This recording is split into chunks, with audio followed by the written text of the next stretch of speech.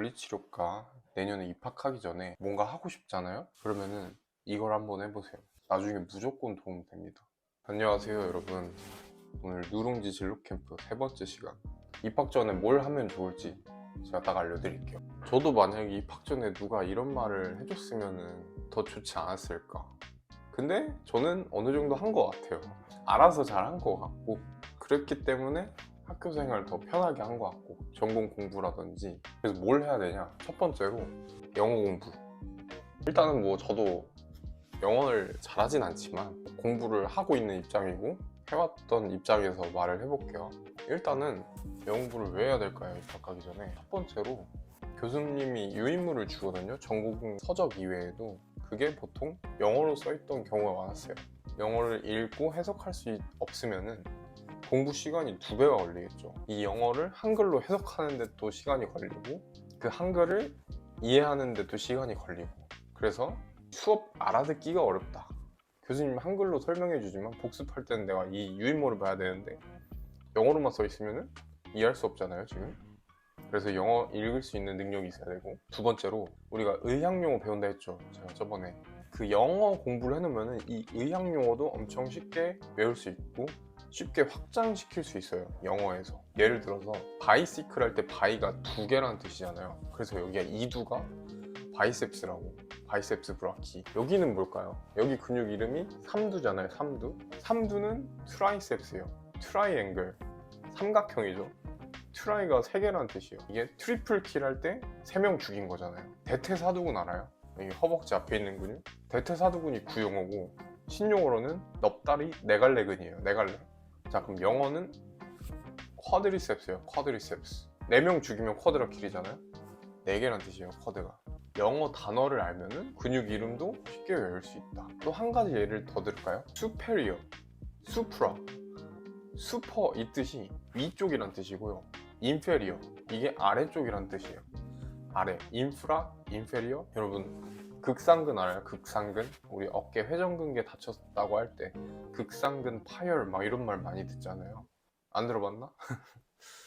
이 극상근이 신용어로는 가시위근이에요. 극이 가시란 뜻이거든요. 그럼 영어로는 수프라 스피나투스, 스파인이 가시란 뜻이거든요. 극하근도 있거든요. 삼각형 모양으로 어깨뼈가 있는데 견갑골 여기에 극이 있습니다. 이렇게 가운데 뾰록 튀어나온 거, 딱딱하게 만져지는 어깨뼈 가시. 여기 밑에 있는 근육을 극하근이라고 그래요. 극하근. 신용어로는 가시 아래근, 영어로는 인프라스피나투스. 이렇게 공부하면은 쉽거든요. 의학용어 근육 이름 쉽고, 뭐 다른 것도 다 이런 식으로 공부하면 되고, 무조건 외워야 되는 것도 있지만 그 외울 게 확실히 적어진다는 거죠. 영어 공부 미리 해놓으면 영단어를. 그래서 접두사, 접미사 이런 거 좀 알아두면 좋아요. 그래서 영어 공부를 해야 된다 말하고 싶고요. 두 번째로는 독서를 하세요. 독서를 왜 해야 되냐? 첫 번째로 독해력이 엄청 중요해요. 공부할 때. 그리고 사람이랑 대화할 때도 그 이해하는 능력, 그게 왜 독서를 통해서 길러지냐 생각을 해보면은, 독서를 할 때 표지랑 목차부터 봐야 되거든요. 책은. 그러니까 이 책이 어떤 책인지 보려면 제목 이런 걸 보고 목차를 봤을 때 아, 이런 내용으로 흘러가는구나, 다 유추가 돼야 돼요. 그것만 보고 이 책에서는 이런 주제를 담고 있구나, 이거는 벗어나면 안 되거든요. 이 주장이 어떤 게 있을지 모르겠지만 이 범주를 한정시켜 놓고 그 안에서 얘기해야 되는 거예요. 그 책은. 이게 왜 중요하냐면, 공부할 때 내가 공부를 할 때 내가 이걸 왜 공부하는지도 모르고 그냥 외우는 친구들이 많았어요. 근데 그거는 진짜 비효율적이에요. 머리에 안 남아. 그 구조화가 안 돼요. 내 속에. 이 메모리에 이렇게 차곡차곡 쌓아야 되는데 이게 다 흩어져 있는 거야. 이게 구조가 안 되면. 그래서 교수님 수업을 들을 때도 이 과목이 어떤 과목이고 이 단원이 오늘 어떤 단원인데 오늘은 이런 거를 배우려고 하는구나 라는 그 맥락을 이해하고 수업을 들어야 돼요. 그러면은 진짜 공부 재밌거든요. 그 맥락을 이해하고 내가 머리로 받아들이는 거니까. 근데 이거 없이 그냥 말을 듣는다? 되게 골치 아파요. 막 다 따로 놀고 정리가 안 되고, 그러니까 공부도 어렵고. 근데 이 능력을 키우기 위해서는 책만큼 좋은 게 없는 것 같아요. 저는 이 텍스트를 읽고 이해하는 능력, 그 범주를 잡고 맥락 속에서 그 글을 이해하는 능력, 이거는 독서를 통해서 길러줄 수 있고요. 나중에 책 읽는 방법을 좀 알려줘야겠네. 제 방법을. 진짜 앞으로 살아가면서 이 텍스트를 읽고 이해하는 능력은 너무 중요하기 때문에 앞으로도 이 독해 이거 너무 중요합니다. 책을 열심히 읽으세요.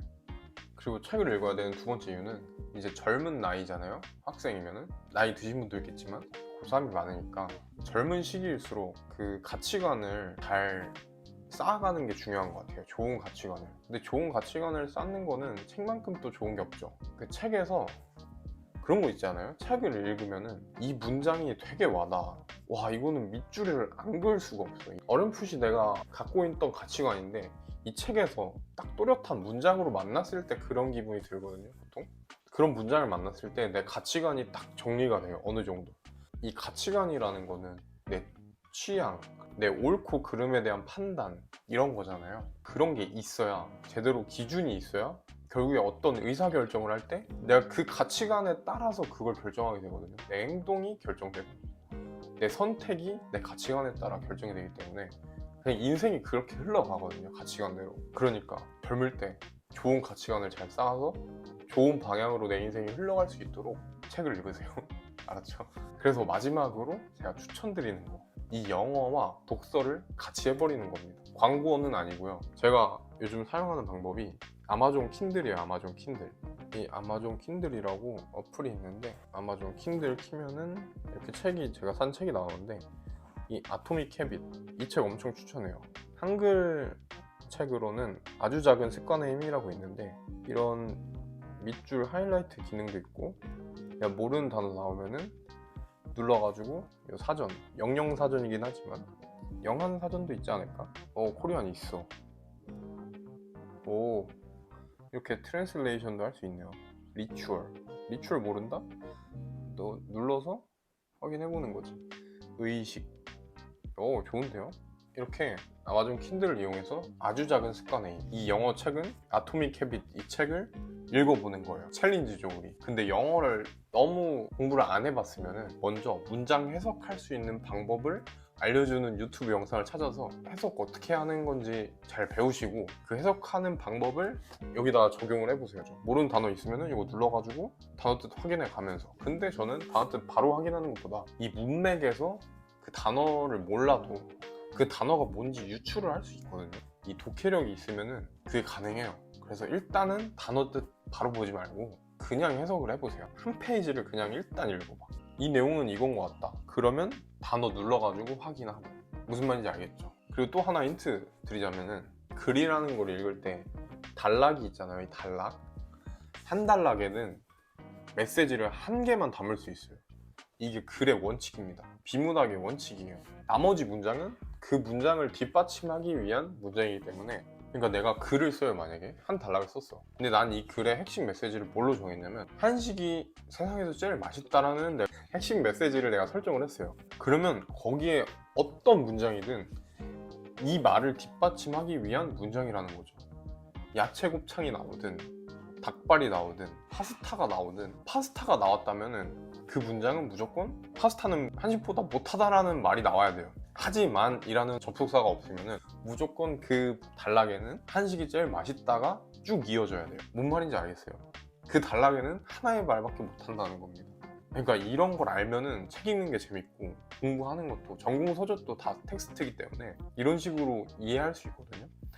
이 문장이 이해가 안 돼도 그 단락을 보면은 그 말은 이거여야 돼, 그냥 정해져 있어. 그 단락은 하나의 말밖에 못하기 때문에. 그러나가 나오면은 그 앞에 반대말인 거. 뭔지 알겠죠? 나중에 독해 강의를 한번 해야겠다.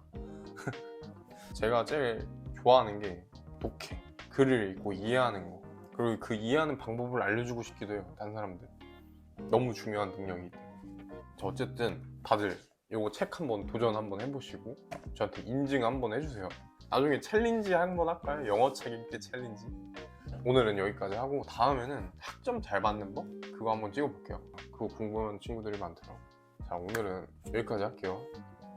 안녕.